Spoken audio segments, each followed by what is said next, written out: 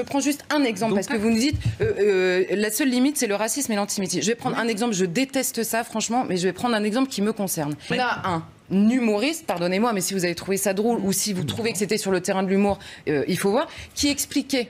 Donc c'est sûr, c'est pas du racisme, c'est de l'antisémitisme. Il passe 2 minutes à expliquer que je l'excite parce que je suis d'extrême droite et catholique, qui veut me déguiser en Jeanne d'Arc pour me sauter derrière le canapé. Mais c'est pas bien. En ces termes. Non mais c'est pas bien.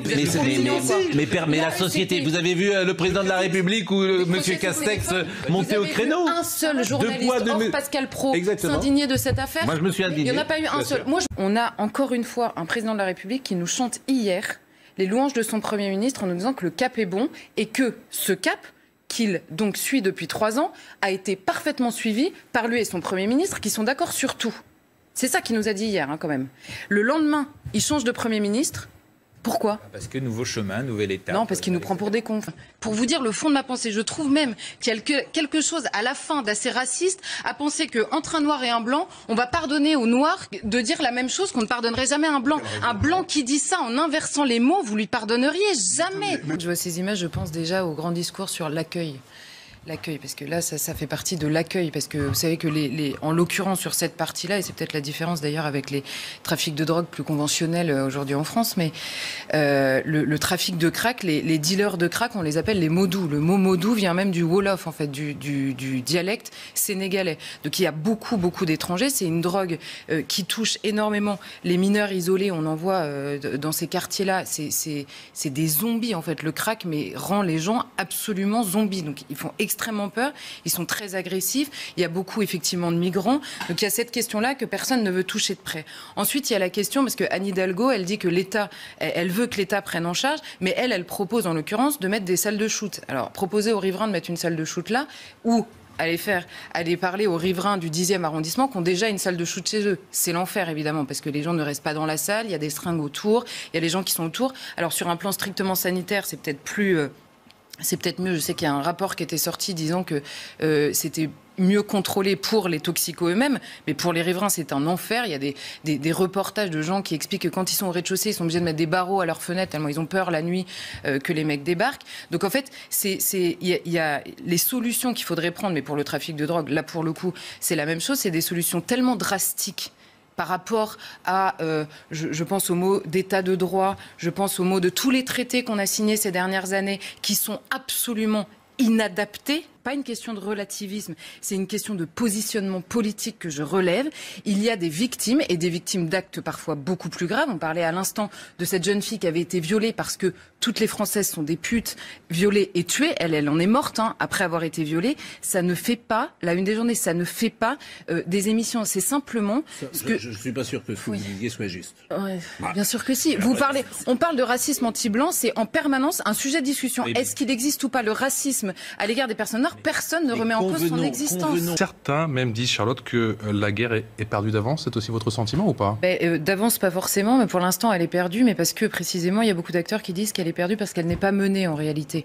Il y a plusieurs choses à faire. Vous disiez, les déclarations sont toujours très martiales. La République ne cédera rien. Aucun territoire ne sera abandonné. Et puis, la vérité, c'est que les territoires sont abandonnés. Qu'il y a effectivement des gamins, on parle de 14 ans, 20 ans, qui sont non seulement parfois assassinés d'une balle dans la tête dans les rues en France, donc le territoire est bien le leur, et récemment on a vu encore pire si je puis dire, mais un jeune homme brûlé vif dans une voiture, donc voilà, ils sont capables de mettre le feu à une voiture avec quelqu'un à l'intérieur qui est encore vivant, donc on a dépassé quand même le stade de l'horreur. Et vous disiez rien ne change, c'est même pire que ça, c'est que ça s'empire en fait, donc les choses changent, empirent, et ça tous les acteurs à la fois du terrain et les habitants de ces cités, particulièrement de certaines cités du nord de Marseille, le disent. Et pour essayer de comprendre ce qu'il faudrait changer, il y a plusieurs points qui sont en fait assez identifiables.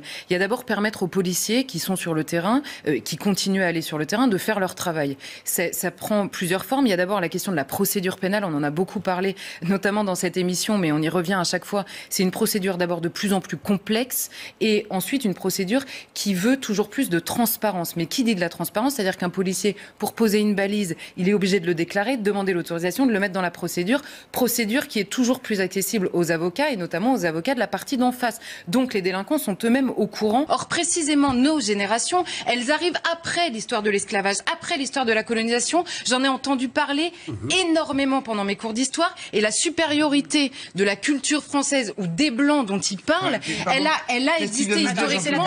Jamais de la vie, moi, j'ai même grandi dans un pays où il fallait se battre pour reconnaître les grandeurs de l'histoire de France, de la culture française. Il fallait se battre parce qu'il fallait se flageller en permanence. C'est ce pays-là dans lequel j'ai grandi. La question d'une alliance, et c'est exactement ce que vous avez expliqué, c'est pour ça que je vous ai dit que le parallèle était pertinent, c'est exactement ce que vous avez expliqué sur la gauche. À savoir, il y a des choses en commun, il y a des choses évidemment différentes. Dans un second tour, on s'allie sur certaines choses. Quelle est la meilleure preuve que les électorats ont des choses en commun entre les deux? Nicolas Sarkozy en 2007. Nicolas Sarkozy en 2007 prend les sujets que la gauche interdisait de sortir du giron du Rassemblement. Je peux finir ou pas? Oui. Du giron du Front National. J'ai rien dit. Et si, c'est insupportable. Parce qu'il y avait la question de la sécurité, de l'immigration, de l'identité nationale qui était bloquée par la culture de gauche, on va dire, à la fois médiatique et de l'ensemble politique, dans le giron du Front National. Nicolas Sarkozy s'en saisit. Qu'est-ce qui se passe? Jean-Marie Le Pen perd 10%. 10%, 10 points au moment. Donc il y a énormément d'électeurs du Front National qui ont été prêts sans problème à aller voter pour Nicolas Sarkozy. Et quand Nicolas Sarkozy, au bout de 5 ans, passe sur d'autres sujets ou a fait certaines alliances, a pris certains ministres, ces gens-là repartent de l'autre côté. Donc les électorats n'ont aucun problème à voter à certaines élections Front National, à d'autres aujourd'hui RN, Debout la France un autre jour, les LR, etc. parce qu'il y a des choses en commun. Or, les élus refusent. Qui doit faire 10 fois plus d'efforts que les autres pour être reconnu. J'ai fait ça. Mais vous voulez vraiment être reconnu avec ces paroles-là? Excusez-moi, mais moi je vais vous parler. Je vous demande de prendre le temps d'écouter l'album. Je vous demande de prendre le temps d'écouter le bourdonnement des colibris qui explique mon histoire. C'est très poétique. Les députés de la France Insoumise au Parlement européen ont fait préciser dans l'amendement qui voulait évidemment condamner l'esclavage, que l'Occident fait quand même depuis longtemps, je le rappelle. Et évidemment, le poids qui pèse sur les épaules de l'Occident est accepté par l'Occident et reconnu. C'est pas le cas partout et pourtant l'esclavage se poursuit dans le monde, je rappelle. Donc il faut voir en fait à la fin quel est le but. Est-ce que le but c'est de s'attaquer en permanence à l'Occident ou est-ce que le but c'est de s'attaquer tous ensemble à l'esclavage? La préfecture de police, souvenez-vous, on a un ministre de l'Intérieur juste après qui nous dit on va commencer par prendre une mesure, on va désarmer les policiers radicalisés. Pardon? Donc il y a des policiers radicalisés déjà, première nouvelle. Ensuite il y a des policiers radicalisés qui ont encore des armes. Deuxième bonne nouvelle, enfin, franchement, on a l'impression de marcher sur la tête. Donc c'est dans cette histoire et dans cette volonté de dire il est acteur du débat national, c'est de savoir qu'est-ce qui fait le succès d'Éric Zemmour. Est-ce que Éric Zemmour, quand il prend la parole, convainc la France entière, comme nous, qui regardons la télévision, à chaque fois qu'on écoute quelqu'un, il nous convainc selon évidemment son érudition ou sa manière de présenter les choses qui sont évidemment supérieures chez Éric Zemmour par rapport à beaucoup d'autres gens, qu'on soit d'accord ou pas, ça c'est une chose. Ou alors est-ce que le succès d'Éric Zemmour vient du fait que depuis qu'il est arrivé, on va dire, chez Ruquier, il a percuté le système médiatique en disant des choses qu'énormément de Français rêvaient d'entendre pour la première fois à la télévision. Moi, je pense franchement que le succès d'Éric Zemmour, initialement, vient de là. Et qu'aujourd'hui, effectivement, quand on écoute Éric Zemmour, on apprend des choses très souvent, ça c'est vrai. On apprend des choses, notamment par ces sujets, on va dire, de prédilection, notamment l'histoire, etc. Dans son émission, on apprend beaucoup de choses.